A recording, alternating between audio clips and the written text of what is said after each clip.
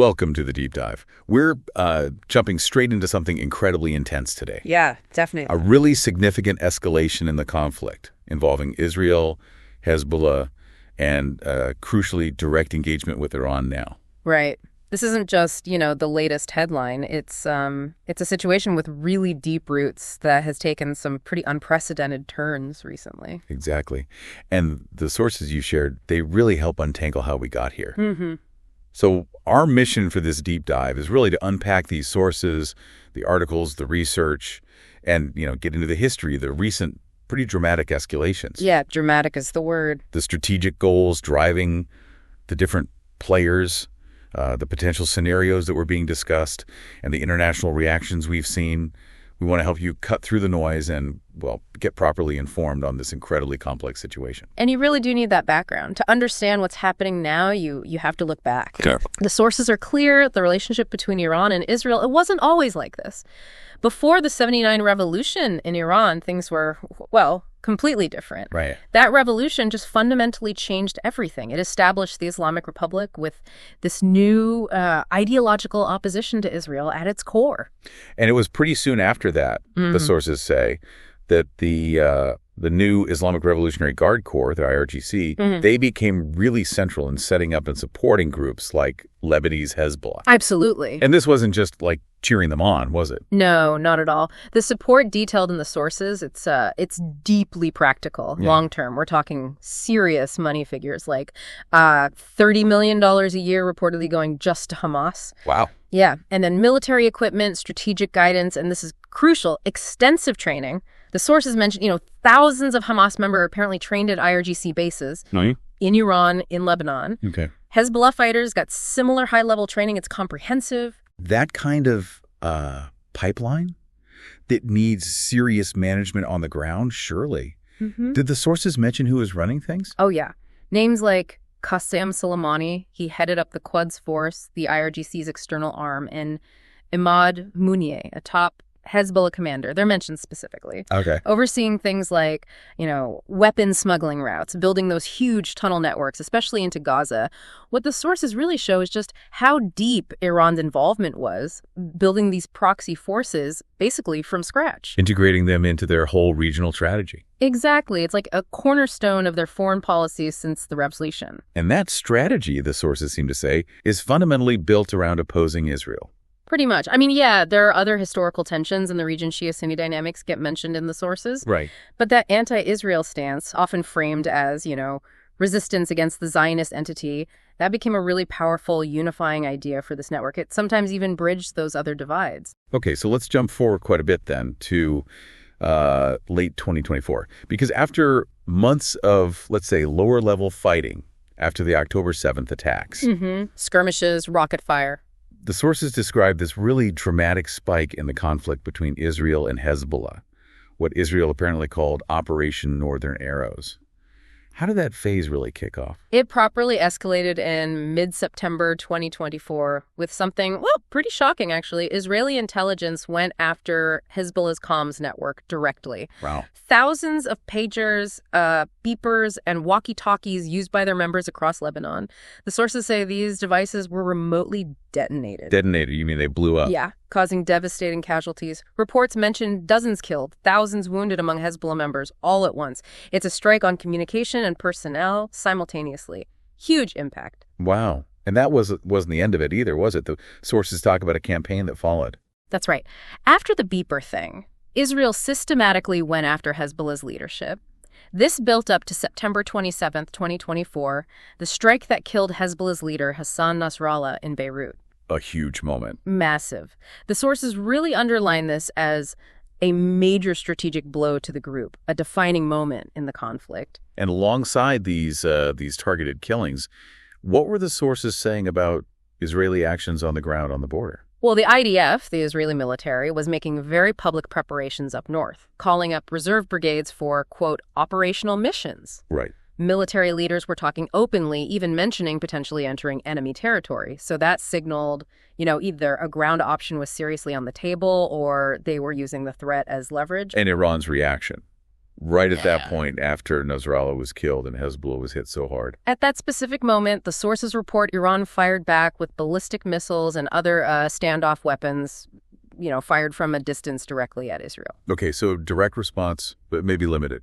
It was significant, definitely a step up, but yeah, not the scale of attack we saw later on. And the sheer number of Israeli strikes in Lebanon during that September 24 period, the sources really highlight that jump, don't they? Oh, absolutely. The comparison they draw is pretty stark. In the 11 months before September 2024, Israel averaged about 160 strikes a week in Lebanon. Okay. In the week of September 15th, it jumped over 300.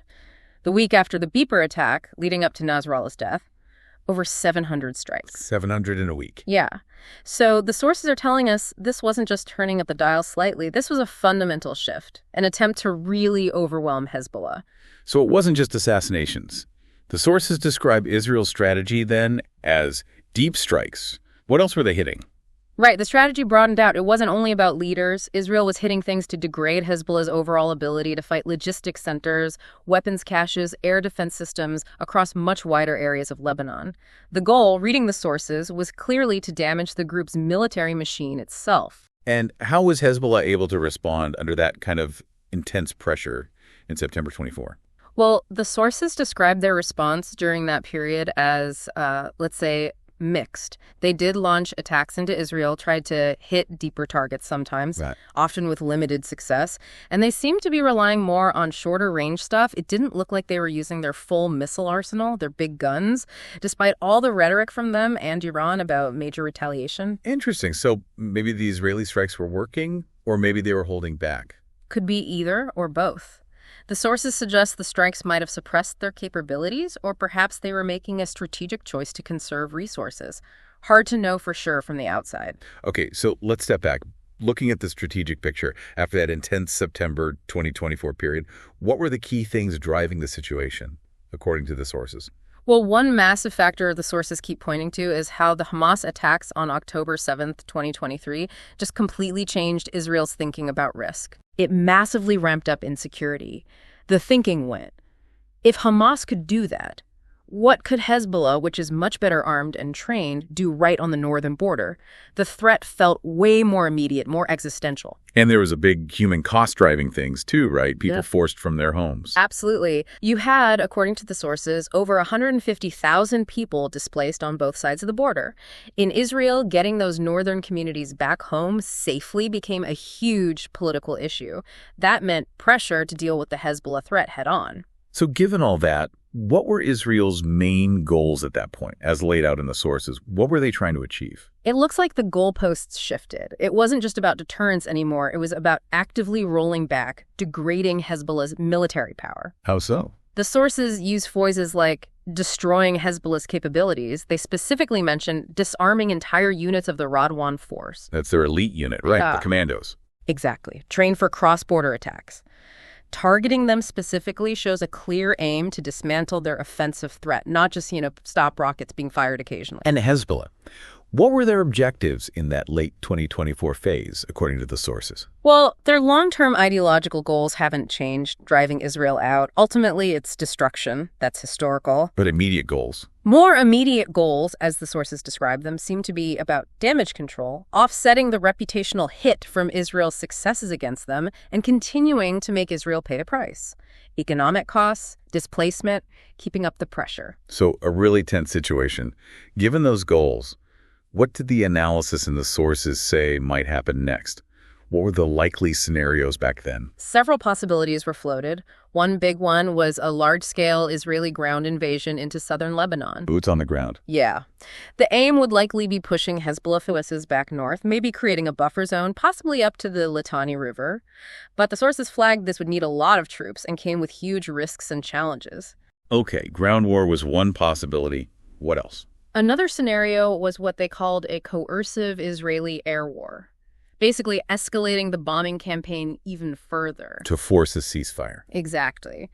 Cause enough destruction, kill enough key people from the air to make Hezbollah agree to terms favorable to Israel. And the third option mentioned. A major escalation started by Hezbollah itself, but The sources suggested after the hits they took in September, that seemed like a more difficult path for them at that particular moment. They'd been weakened. Okay, now, this is where the timeline in the sources takes a really big and frankly quite startling jump forward to June 2025. Yeah, this is the game changer. This marks a huge shift. We move beyond the proxy stuff, beyond the border clashes, to direct strikes between Israel and Iran. This is the unprecedented element. The sources describe Israel carrying out direct strikes on targets inside Iran. Inside Iran itself? Yes, including very sensitive sites like nuclear facilities. Natanz and Fordo are specifically mentioned, sites linked to uranium enrichment. Wow.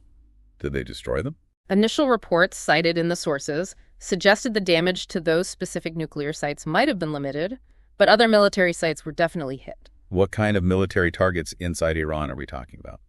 The reports mention airports, ammo dumps, command centers, and crucially, the sources reported the killing of Iran's IRGC chief during these attacks. Ahead of the Revolutionary Guards. Yeah. If confirmed, that's a massive strategic decapitation strike. Hugely escalatory. Incredibly high stakes. So how did Iran respond to that? Directly against Israel? Iran's response, as the sources detail it, was also direct and big. They launched hundreds of drones and ballistic missiles straight towards Israel. Hundreds. Hundreds. This was a major escalation compared to their earlier, more limited missile launches after the September events. This was large-scale, state-on-state. And the immediate results of this direct exchange, what did the sources report? Impacts on both sides. Casualties and damage reported in both Israel and Iran. Some sources specifically mention civilian casualties inside Iran and Disruption. major disruption. Airspace closed over several countries.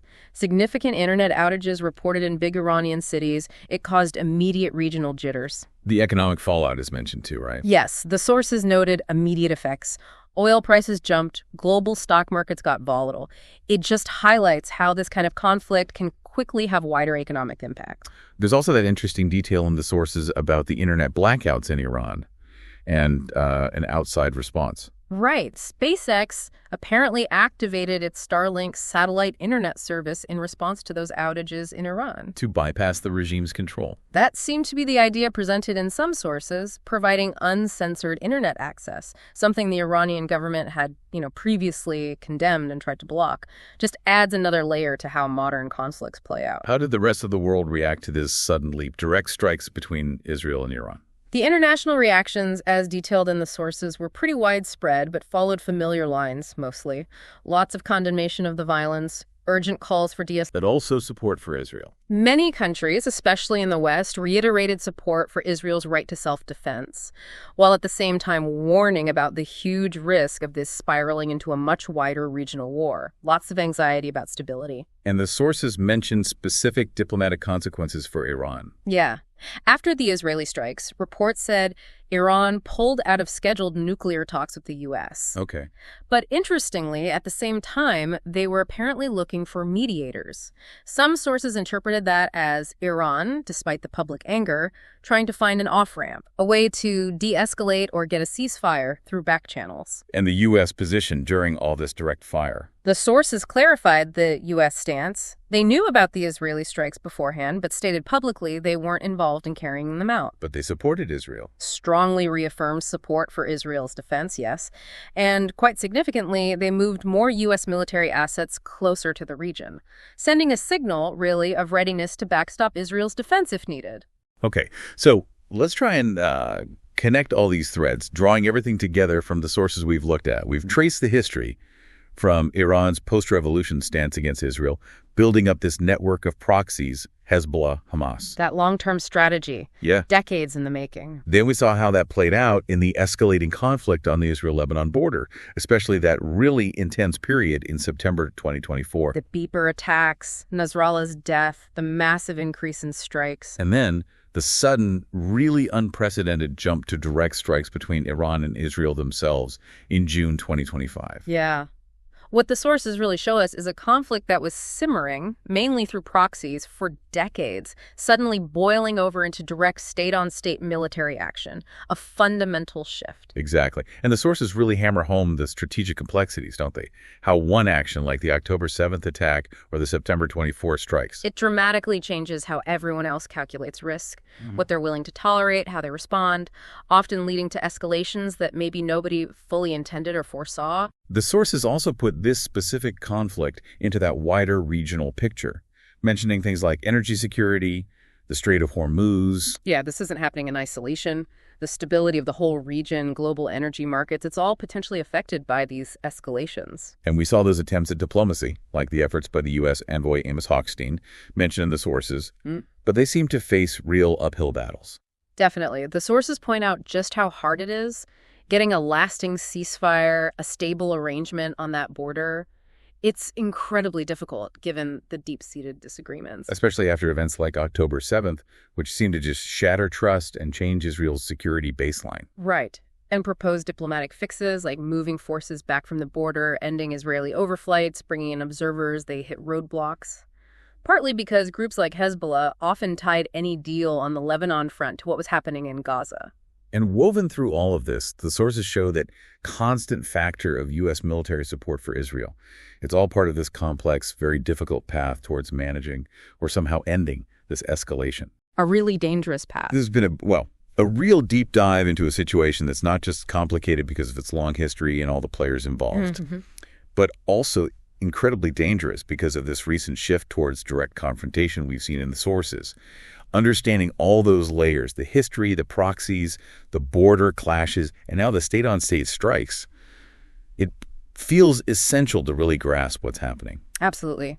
And where it might be heading, it shows how decades of strategic moves and calculated risks have brought everyone to this new, very worrying point. So here's a final thought for you, the listener, to consider. Based on everything we've unpacked from these sources, how does this apparent shift, this move from mostly proxy fighting to a willingness for direct state-on-state military strikes, how does that fundamentally change the game? What are the risks now, the potential outcomes, not just for Israel, Hezbollah, and Iran, but for the entire region, maybe even beyond?